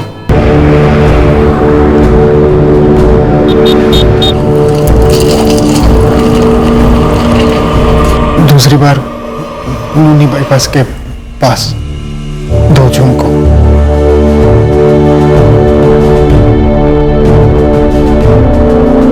गाड़ी किसके कहने पर रोकी गुड्डू? पहले से बताया गया था कि वहां रुकना है, पेशाब के बाद। किसने बताया था पहले से? विवेक भाई ने। तो विवेक टूटा क्यों नहीं अब तक? मैं क्या जानूं मैडम, मुझे जैसा बताया गया मैंने हल्का होने के बहाने गाड़ी रोक दी। फिर विवेक भाई बाद में बोले नहीं, यहाँ नहीं है, अभी नहीं है। पूरी स्टोरी सुना गुड्डू। कब से प्लानिंग चल रही थी? हमारी ट्रैवल एजेंसी की सारी गाड़ियां वो विवेक भाई के पापा मनप्रीत सिंह जी की गैराज में सर्विस होने के लिए ही जाती। गुड्डू, नरसिंहपुर से जबलपुर आना है और रिटर्न नरसिंहपुर जाना है। अरे जब बोलो विवेक भाई, काम है। गाड़ी तो चलानी है। सिर्फ गाड़ी नहीं चलानी, बहुत बड़ा मौका है तगड़ा माल कमाने का, और मेरे साथ पार्टनरशिप का। कैसी पार्टनरशिप है भैया? 1 लाख मिलेंगे तुम्हें। 1 लाख? आराम से। करना क्या है मुझे? गाड़ी रोकना है जहाँ मैं बोलूँगा। हाँ, लेकिन कहाँ? क्यों? ऐसी जगह जो सुनसान हो, हल्का होने के बहाने गाड़ी रुकाना है। हाँ, वो तो ठीक है, लेकिन आपने बताया नहीं विवेक भैया। कोई झंझट का काम तो नहीं है ना? ठीक से करोगे तो कोई गड़बड़ नहीं होगी। तुम्हें तुम्हारे 1 लाख तुरंत कैश में मिल जाएंगे। बस इतना है कि इसके बाद तुम्हारा और मेरा कोई लेना देना नहीं होगा। इतना तो मुझे समझ में आ गया था कि मामला बच्चे को लेकर ही। मैं सच कहता हूं मालिक, कत्ल होने वाला है, मुझे इसकी भनक तक नहीं थी। विवेक किसके कहने पर कर रहा था ये? और क्यों कर रहा था? मुझे कुछ नहीं पता मालिक। पूरी स्टोरी उल्टी कर। झूठी उल्टी की तो खून की उल्टी करेगा विवेक आर्या। सर मैं फंस गया था सर। अब फंस जाएगा, शही खोद के काट देंगे। स्टोरी बोल, स्टोरी। अपना टुकड़ा नहीं। सर ये स्टोरी पेरिस में शुरू हुई थी। स्टोरी का विलेन कौन है? स्वाति, सनी या दोनों? सर सनी ने शर्त रखी थी कि अगर पेरिस लौटना है, जॉब चाहिए, वर्क वीजा चाहिए, तो उसका एक काम करना होगा। तुझे यहाँ पेरिस परमानेंट रेजिडेंसी दिलाने का फुल प्रूफ प्लान है मेरे पास, और कॉन्टेक्ट भी। बस तुझे एक काम करना है, सिंपल सा काम है, तेरे लिए बाएं हाथ का खेल है, आराम से कर ले। यार सनी, कुछ भी कर दूंगा। तू मुझे पहले ये बता कि तुझे ये वर्क परमिट और परमानेंट रेजिडेंसी कैसे मिल रही है? अचानक से कॉन्टैक्ट कहां से मिल गया? देख विवेक, बात अपने तक ही रखना, कॉन्फिडेंशियल है, इसलिए सिर्फ तेरे को ही बता रहा हूँ। मैंने यहाँ पे परमानेंट रेजिडेंसी के लिए स्वाति के साथ कॉन्ट्रैक्ट मैरिज कर ली है। तेरे लिए भी एक लड़की ढूंढी है, फुल प्रूफ तरीका। तू भी मेरी तरह दामाद बन जा पेरिस का, ऐश करेंगे। बस उसके लिए तुझे यहाँ पे टूरिस्ट वीजा पे आना होगा। क्या? अबे तूने मुझे पहले क्यों नहीं बताया ये? अब बता रहा हूँ ना, लेकिन इसके बदले तुझे मेरा एक काम करना होगा। बोलना, सुन रहा हूँ। काम क्या है? एक मर्डर करना। क्या मजाक कर रहा है यार? एक तो पहले ही वर्क परमिट को लेकर ओवर एक्साइटेड हो रहा हूँ। बोलना, काम क्या है? मजाक नहीं कर रहा हूँ विवेक, एक मर्डर करना है। इनफैक्ट तुझे नहीं करना है, सिर्फ करवाना है। किसका मर्डर और क्यों? एक बच्चे का मर्डर। इस काम के 6 लाख अलग से दूंगा। अब बोल। यार तुम मर्डर ऐसे बोल रहे जैसे खेत की मूली काट लाना हो। इनफैक्ट उससे भी आसान, तुझे काटना नहीं है, सिर्फ खेत में से मूली कटवानी है, वो भी छोटी वाली। और तूने हर्ष की सुपारी ललित सिंह को दी? जी सर। और ये ललित सिंह तुझे किसने दिया? कैलाश ने। कैलाश? कौन कैलाश?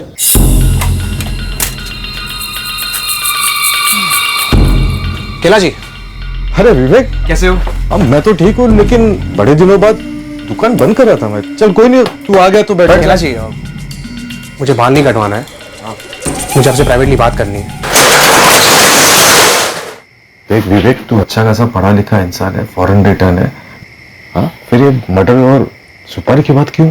कैलाश जी, ये मर्डर मेरे लिए वीजा है पेरिस लौटने का, हमेशा हमेशा के लिए। विवेक, मैं तुम दोनों भाइयों को बचपन से देखते आया हूँ हाफ पैंट में। तुम्हारे डैडी मेरे दोस्त है और गैरेज भी अच्छा खासा चल रहा है। तो दूसरे देश में क्यों नहीं चले जाता?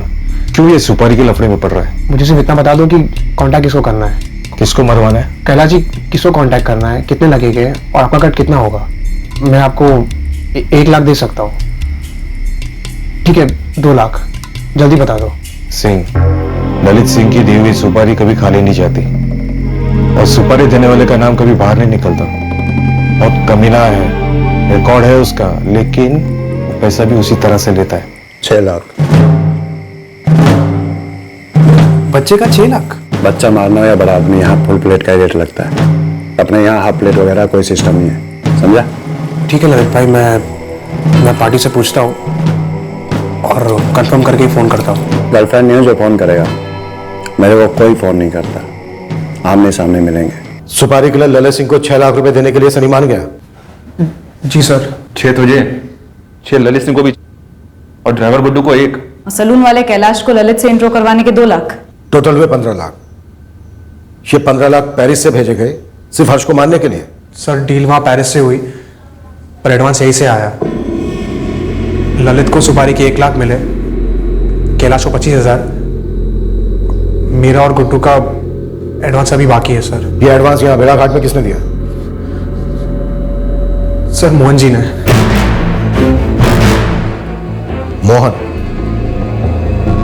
मोहन इस कांड को स्पॉन्सर कर रहा था। इसमें मोहन और उसके बेटे सनी को क्या मिलने वाला था? और वो पेरिस की स्वाति, वो स्वाति भी इसमें 100% इन्वॉल्व होगी। सर, जहां तक मुझे पता है ये मामला अडॉप्शन का था ही नहीं।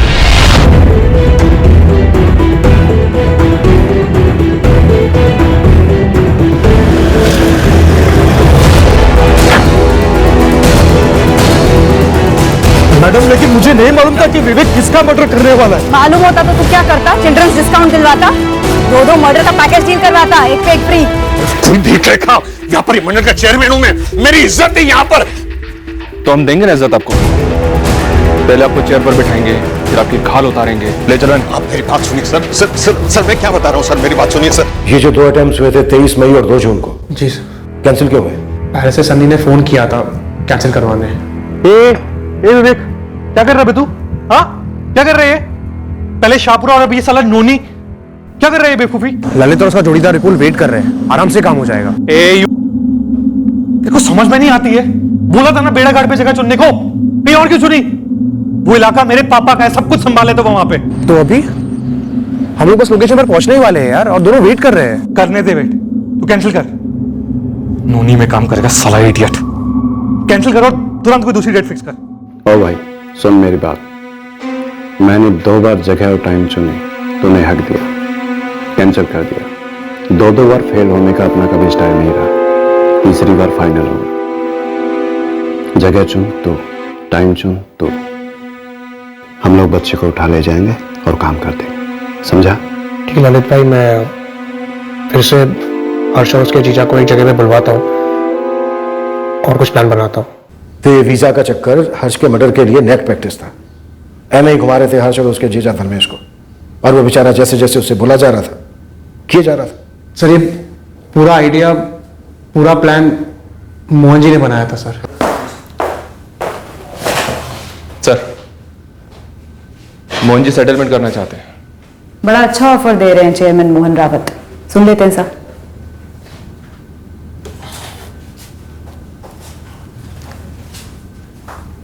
सर मैं क्या कहता हूं, हम लोग आगे की सोचते हैं। हर्ष और उसके जीजा के बारे में सोचने वाला कोई है नहीं। हम यहां हैं, आप लोग यहां पर हैं, और वो जो असली खिलाड़ी वो पेरिस में, जिसको आपको छू नहीं सकते हैं।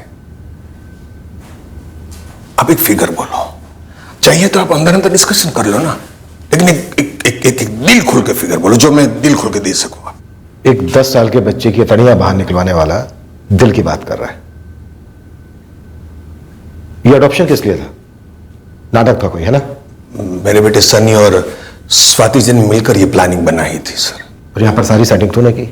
नहीं सर। तेरा वो दोस्त रतन दास श्रॉफ, वो भी शामिल था इस साजिश में? नहीं सर, उसने तो सिर्फ पहचान करवाई धर्मेश और प्रीति के साथ। 24 जून को हर्ष की मौत की खबर जब पेरिस गई होगी तो वहां पर खूब खुशी का माहौल हुआ होगा, है ना? हुआ होगा। धर्मेश बीच में आ गया, वरना प्लानिंग तो सिर्फ हर्ष को मारने की ही थी। Okay okay.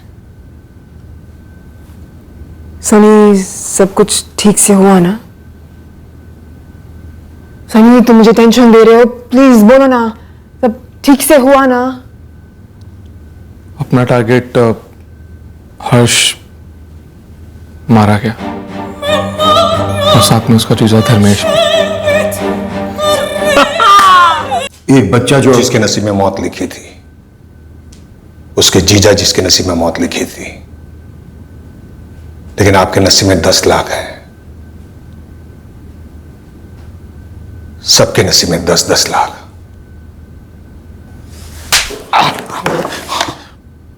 ये कोई पहला ऑफर तो है नहीं जो आपको मिला हो, और हर्ष कोई आखिरी बच्चा था नहीं जो इस दुनिया में से गया हो। बच्चे की बोली कितने की लगाई और किसे लगाई?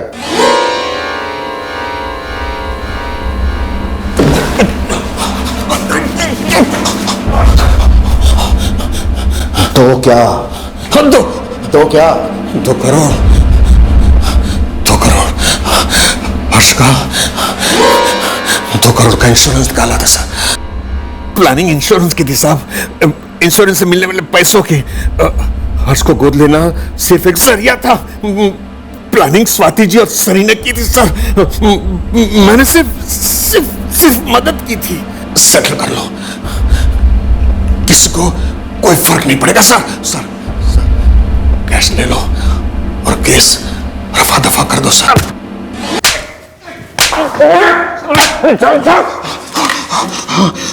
फर्क पड़ चुका है मोहन रावत।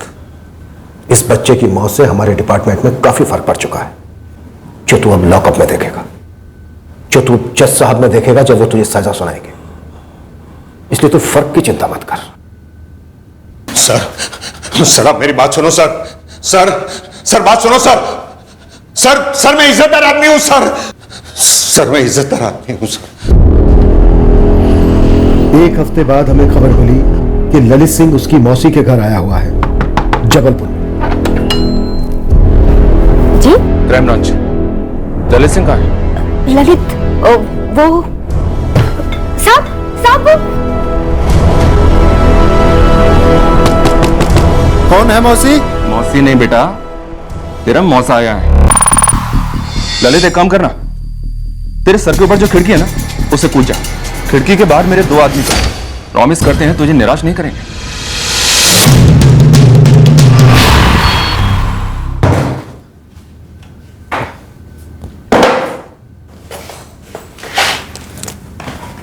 बड़ी कलाकारी दिखाई उस बच्चे और उसके जीजा पर। सारी अतड़ियां बाहर। क्या चाकू घुमाया है, और हमें भी घुमाया। सुपारी तो सिर्फ बच्चे के लिए था साहब, वो उसका जीजा फीजा जो भी है वो तो बेकार में हीरो बन रहा था। अपने जोड़ीदार का नंबर दे दे, उसे भी मंगवा लेते हैं, तेरी कंपनी भी हो जाएगी। ठीक है, बताता हूँ ना साहब, लेकिन वो मेरी बेल मत रुकने देना। मेरा वकील मिलेगा आपको। तेरे वकील साहब को क्यों तकलीफ दे? तेरी बेल हम ही करवा देंगे, यहीं पर, इसी लॉकअप में। उसके बाद तू अंदर रहे या बाहर, क्या फर्क पड़ता है? 6 दिन, पूरे 6 दिन वो बच्चा और उसके जीजा आईसीयू में तड़पे हैं। अब तो जिंदगी भर तड़पेगा।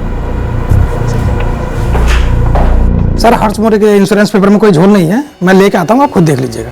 कितनी किस्त भर दी गई है? मिस स्वाति मेहरा ने पहली किस्त अदा की है। और सर मैं आपसे कहना चाहूंगा, मैंने कुछ गलत नहीं किया है, सब कुछ कायदे से हुआ है। पेपर्स तो लेके आइए एजेंट साहब, हम इंश्योरेंस कंपनी से आपसे सबसे बात करेंगे, उसके बाद ही तय होगा। पेरिस लेके ही नहीं जाने वाले थे। नहीं प्रीति, उन्होंने तुम लोगों को ढाल बनाया, खास करके हर्ष को, जीवन बीमा के 2 करोड़ रुपए के लिए। और वो जो औरत है स्वाति मेहरा, उसका हर्ष को गोद लेने का कोई इरादा नहीं था। बीमा के पैसों के लिए मार दिया हर्ष को। क्यों मार डाला मेरे भाई को?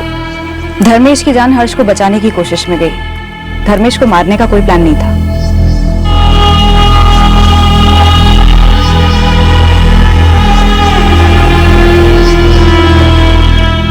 मनप्रीत जी, खुद विवेक ने हमें ये सब बताया।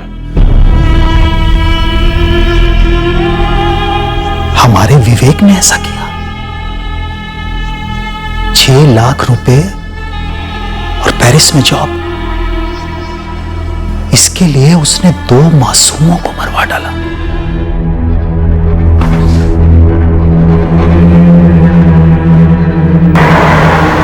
इंश्योरेंस क्यों करवाया? मतलब हर्ष के बेनिफिट के लिए ही करवाया। आफ्टर ऑल हर्ष को अडॉप्ट कर रही थी मैं। आप क्या बोल रहे हैं सर? आप ऐसा ये वाहियात एलिगेशन लगा भी कैसे रहे हैं कि मैंने इंश्योरेंस के पैसों के लिए अपने ही बेटे हर्ष को मरवाया? स्वाति मेहरा, गलतफहमी पाली तुमने और सनी ने भी कि फर्स्ट वर्ल्ड मुल्क में छुपकर बैठने की जगह मिल जाए तो इंडिया में तुम जो मर्जी जुर्म कर सकते हो, हम तुम तक कभी पहुंचेंगे नहीं। शट अप, बहुत सुन लिया मैंने। तुम्हारी ये स्वेट्स, ये एलिगेशन मुझ पर असर नहीं करती। ऑलराइट, धमकियां मत दो मुझे। ये धमकी नहीं है, ये अगले कुछ दिनों का फोरकास्ट है तुम दोनों को। मौसम बड़ा खराब होगा, इतना खराब कि तुम अपने अपार्टमेंट में छुपकर बैठो, पेरिस के किसी मॉल, होटल या गली में शरण लो। आंधी आएगी, आंधी, और वहां से तुम्हें उखाड़कर सीधे हमारे कोर्ट में फेंक कर जाएगी। तुम्हारे डैड ने कहा था कि वो सब कुछ मैनेज कर लेंगे, वो ये पुलिस उनकी मुट्ठी में। तब मुट्ठी छोटी पड़ गई पापा की। ये सब उस इडियट साले विवेक की वजह से हुआ है। ये सच एन इडियट। तुम्हें लगता है कि वो यहाँ तक पहुंच पाएंगे? नो ना, फ्रांस के लॉज और इंडिया के लॉज। हाँ, आप नहीं पहुंचेंगे और पापा भी बेल पर बाहर निकल लेंगे।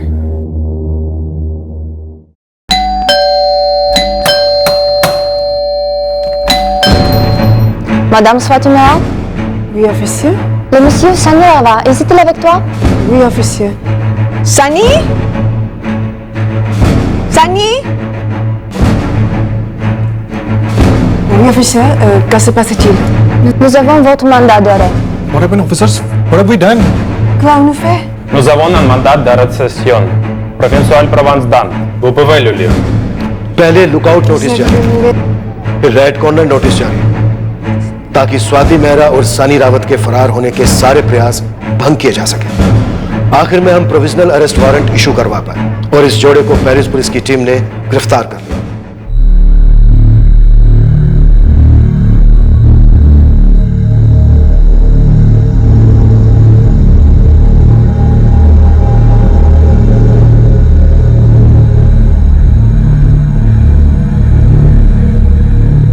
हम इस केस को आखिरी पड़ाव तक लेकर ही जाएंगे। हम स्वाति मेहरा और सनी रावत के फ्रांस से इंडिया एक्सट्राडिशन के लिए पूरा जोर दे रहे हैं। हमें उम्मीद है यह जल्द से जल्द होना चाहिए। हमने इस निहायत ही घटिया और भयंकर षड्यंत्र को सफल होने नहीं दिया। हम अपनी देखरेख में ऐसा कभी होने भी नहीं देंगे। क्रिमिनल्स जब जुर्मिस्तान के पासपोर्ट पर सफर करने निकलते हैं, उन सबको एक बात साफ पता होनी चाहिए कि इस पासपोर्ट पर एक ही वीजा लगता है, और वो है सजा का वीजा। इस पासपोर्ट और वीजा पर क्रिमिनल की हर उड़ान वाया लॉकअप, वाया अदालत, सीधे जेल को जाती है। मुजरिमों को यह समझ लेना चाहिए कि यह वन वे फ्लाइट है और रिटर्न फ्लाइट के लिए सालों का वेटिंग पीरियड होता है। जय हिंद। इस तरह के और भी एपिसोड देखने के लिए हमारे चैनल को सब्सक्राइब करें और बेल आइकन दबाना ना भूलें।